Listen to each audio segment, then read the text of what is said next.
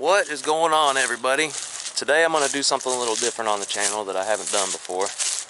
I do a lot of this, but I've never done a video of it, so hopefully we have some luck and success today.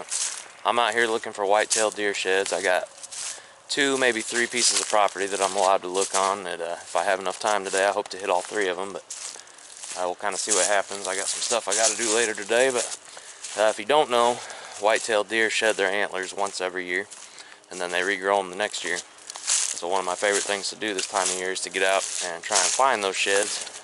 Some things you want to consider when you're doing this: obviously you want to look where whitetail deer like to hang out, because that's where you're more likely to find them. If you look in the bedding areas, cedar ridges and stuff like that where they can get out of the weather, creek crossings, places where they might jump a fence or something like that. When they jump, it's going to jolt those antlers and they're more likely to fall off. And a lot of times you'll actually find pairs. So if you find one, I think it kind of drives the deer nuts, and they just having one side, so they start shaking their head and stuff and try and get that second one to fall off. So if you find one, take a second and look around real good, and you might end up finding the second. So anyways, we're going to do some looking around here and hopefully have some success. As you can see here, I'm on this game trail. I mean, it's just a very defined game trail. Some area where deer travel up and down all the time. So I like to walk these kind of areas where the deer are moving around a lot, and you're more likely to find antlers in these kind of areas where there's more traffic. One thing I really like to do is get into some areas that are a little more open, where I can look up onto a hillside. Something you might want to consider is bringing a good pair of binoculars, so that you can, if you see something white on a hillside, you don't have to walk all the way over to it. Maybe you can just pull your binoculars out and identify it from where you're at. Alright, well, it's been a couple hours since the first property I was at. I didn't find anything there, surprisingly. I really thought I would. There's a whole lot of deer in there, and a lot of deer that use that area, but just didn't get lucky and find anything. So I came out to this crop field, and I've just been walking the edges here.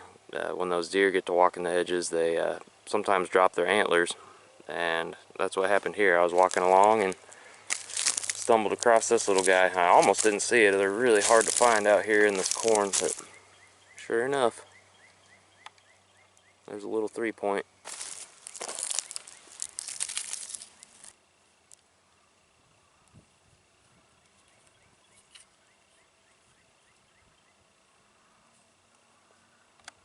So I was walking along this creek that borders this crop field that I'm at, and I found this kind of hanging halfway out of the creek. I'm guessing since there's no other bones around it, when this creek got up, it kind of tumbled and washed downstream. But who knows? Maybe a coyote carried it or something like that.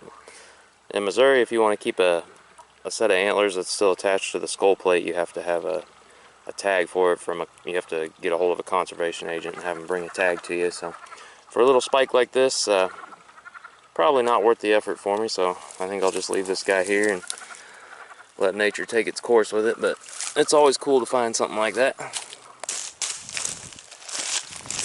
Well, I'm headed back to the truck. That wasn't the most productive shed hunt I've ever been on, but I found the little 3-point and then the deadhead that I decided to leave. But that's not the reason I wanted to make this video. The reason I wanted to make this was to show you guys some tips on how to do this, and hopefully get somebody off the couch and out in the woods doing this kind of stuff.